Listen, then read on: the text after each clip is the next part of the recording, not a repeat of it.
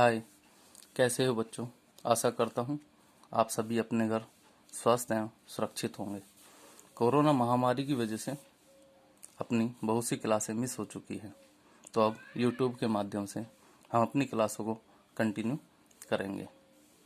हमारा लेसन चल रहा था जैविक खेती, जिसमें हम जैविक खेती से संबंधित बहुत सी बातें कर चुके थे। जैसे जैविक खेती की परिभाषा है, महत्व के बारे में जानकारी प्राप्त हो चुकी थी। टॉपिक चल रहा था जीवांश खाद। देखिए, जीवांश खाद होता क्या है। जीवांश खाद का सीधा सा मतलब है कि ऐसी खाद जिसमें जीवों के अंश पाए जाते हैं अर्थात सजीवों के अंश से प्राप्त होने वाली खाद को ही जीवांश खाद के नाम से जाना जाता है। जीवांश खाद के वर्गीकरण की बात करें तो जीवांश खाद को मुख्य रूप से दो भागों में बांटा जाता है, जिसमें पहला आता है स्थूल कार्बनिक खाद। स्थूल कार्बनिक खाद किन्हें कहते हैं? ऐसी खादें जिनमें कार्बनिक पदार्थों की मात्रा तो अधिक लेकिन पोषक तत्वों की मात्रा कम होती है, इस प्रकार की खादों को स्थूल कार्बनिक खाद के नाम से जाना जाता है।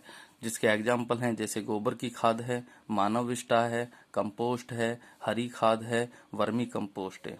और दूसरा है इस सांद्र कार्बनिक खाद है, यानी कि ऐसी खादें जिनमें कार्बनिक पदार्थों की मात्रा तो कम लेकिन पोषक तत्वों की मात्रा अधिक होती है, इस प्रकार की खाद को सांद्र कार्बनिक खादों के नाम से जाना जाता है। जिसके एग्जाम्पल हैं खलियां, हड्डियों का चूरा, सूखी रक्त, मच्छी की खाद आदि। अब बात करते हैं जीवांश खाद को बनाने की विधि एवं उनके प्रयोग कि जीवांश खाद को किस प्रकार बनाया जा सकता है और उनका प्रयोग किस प्रकार किया जाता है। हमारे सिलेबस के अकॉर्डिंग जीवांश खाद में 3 प्रकार की खादों को रखा गया है, जिसमें सबसे पहली आती है गोबर की खाद, दूसरा है कंपोस्ट और तीसरा क्या है, वर्मी कंपोस्ट। हम गोबर की खाद बनाने की विधि एवं प्रयोग का अध्ययन पहले कर चुके हैं, कंपोस्ट के बारे में पहले अध्ययन कर चुके हैं। अब हम बात करते हैं वर्मी कंपोस्ट की। देखिए, वर्मी कंपोस्ट क्या होता है। वर्मी कंपोस्ट के शाब्दिक अर्थ की बात करें तो वर्मी का अर्थ होता है केंचुए और कंपोस्ट का अर्थ होता है खाद। अर्थात केंचुओं द्वारा कृषि अपशिष्ट को पचाकर तैयार किया गया जो कंपोस्ट है उसे ही वर्मी कंपोस्ट के नाम से जाना जाता है, या वही वर्मी कंपोस्ट कहलाता है, जिसमें नाइट्रोजन की मात्रा 1.2 से 2.5% पाई जाती है। पोटेशियम की मात्रा फास्फोरस की मात्रा 1.6 से 1.8% पाई जाती है और पोटेशियम की मात्रा 1.0 से लेकर 1.5% पाई जाती है। याद रखने के लिए हम इसको इस प्रकार भी कर सकते हैं कि हम सीधे याद रखें 1225, फास्फोरस 1618 और पोटेशियम 10-15। लगभग जो प्रतिशत होता है वो 1.2, 2.5, 1% के लगभग होता है। इसलिए हम इसको इस प्रकार भी कर सकते हैं कि डायरेक्ट हमने याद कर लिया है, उसके बाद 1.2 से 2.5, 1.6 से 1.8 और 1.0 से 1.5। चलो, अब हम बात करते हैं केंचुओं के प्रकार की। देखिए, अगर हम केंचुओं की प्रजातियों की बात करते हैं तो प्रकृति में अब तक लगभग 700 प्रकार के जो केंचुए हैं उनकी खोज की जा चुकी है, अर्थात उनको ढूंढा जा चुका है, जिनमें से लगभग 293 में प्रजातियां ऐसी हैं जो किसानों के लिए लाभकारी है, अर्थात उनसे प्राप्त होने वाली जो खाद है वो उत्तम क्वालिटी का होता है। और इनमें से भी 3 प्रकार की प्रजातियां ऐसी है जो ज्यादा लाभकारी पाई गई, जिनमें पहला आता है एपिजिक, दूसरा आता है इंडोजिक और तीसरा आता है डायोजिक। जो एपिजिक प्रजातियां होती हैं ये भूमि में लगभग 1 मीटर की गहराई तक पाई जाती हैं, अर्थात ये भूमि की ऊपरी सतह पर पाई जाती हैं लगभग, और अधिकांश मिट्टी खाकर अपना जीवन यापन करती है और खाद का निर्माण करती है। जो इंडोजिक प्रजाति होती है ये भूमि की अधिक गहराई में पाई जाती है, यानी कि लगभग 3 मीटर से अधिक गहरे पाए जाते हैं। और जो डायोजिक होते हैं ये मध्यम, यानी कि 1 मीटर से लेकर लगभग 3 मीटर की गहराई तक पाए जाते हैं। इनमें से जो एपिजिक प्रजाति है इसमें एक विशेष प्रकार की प्रजाति पाई जाती है, एक विशेष प्रकार का जीव पाया जाता है जिसका नाम है आइसिनिया फोइटिडा। जो आइसिनिया फोइटिडा है वो हमारे राजस्थान की प्रजातियों में अधिकांशतः इसके द्वारा खाद बनाया जाता है। अब देखिए आइसिनिया जो फोइटिडा है उसका पहचान क्या होती है, किस प्रकार से हम पहचानेंगे।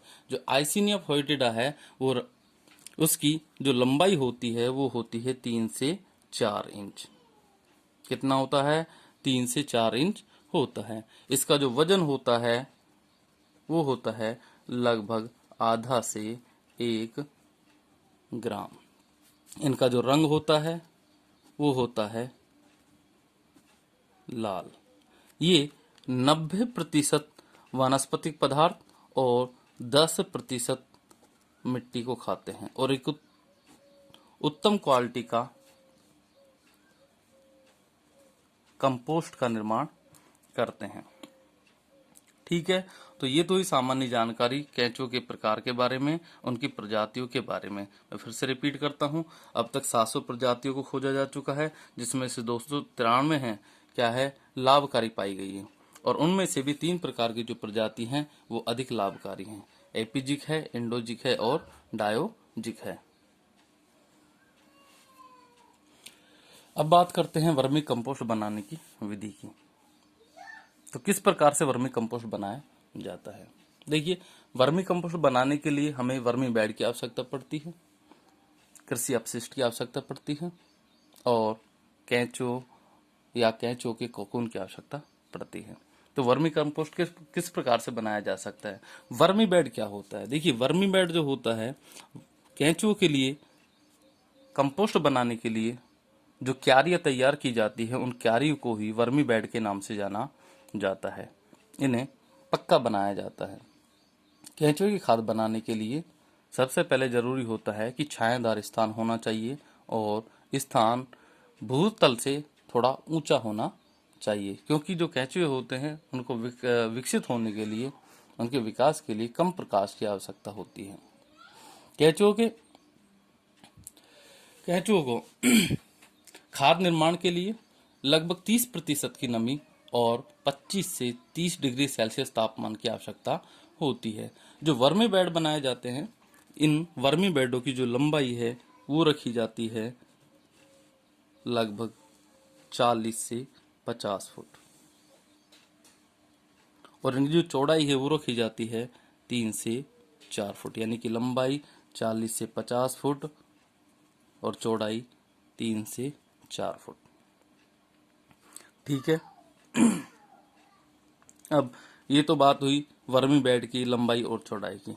अब बनाने के लिए क्या करना होगा?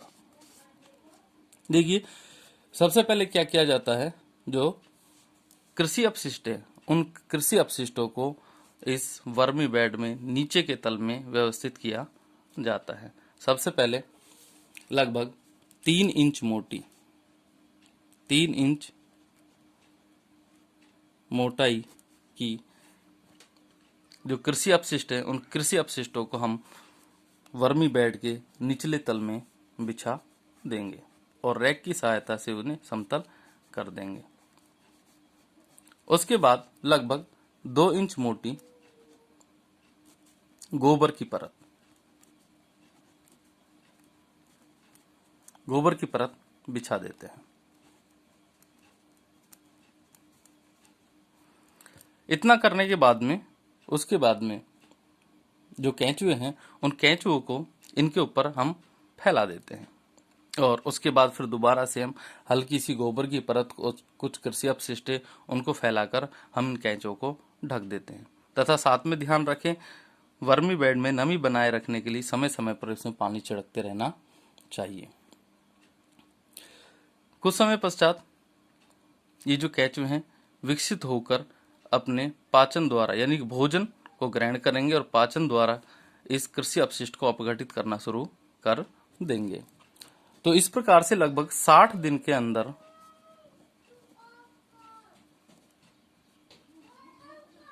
हमारे पास खाद प्राप्त हो जाता है।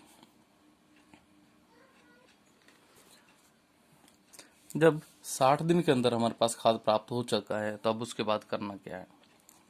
उसके बाद हमें पानी छिड़कना इसमें बंद कर देना चाहिए, क्योंकि पानी छिड़कना जब बंद कर देंगे तो जो केंचुए हैं वो वर्मी बेड की निचली सतह पर जाकर इकट्ठा हो जाएंगे, ताकि हम आसानी से ऊपर से खाद को हटा सके।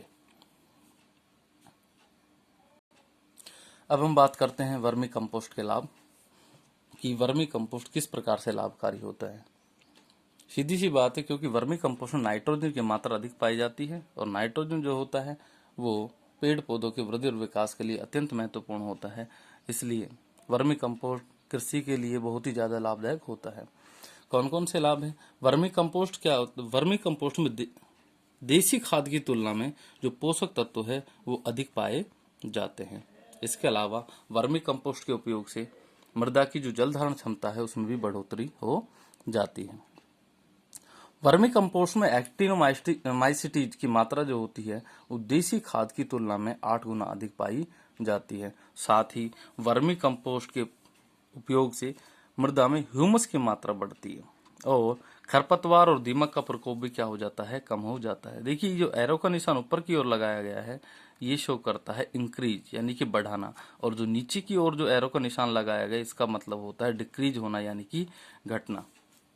इसके अलावा जो केंचुए होते हैं ऑक्सिन हार्मोन का स्राव करते हैं, और ये जो ऑक्सिन हार्मोन होता है ये पौधों की वृद्धि के लिए और पौधों में रोग प्रतिरोधक क्षमता का विकास करने के लिए अत्यंत ही महत्वपूर्ण होते हैं, यानी कि बहुत ही ज्यादा लाभकारी होते हैं।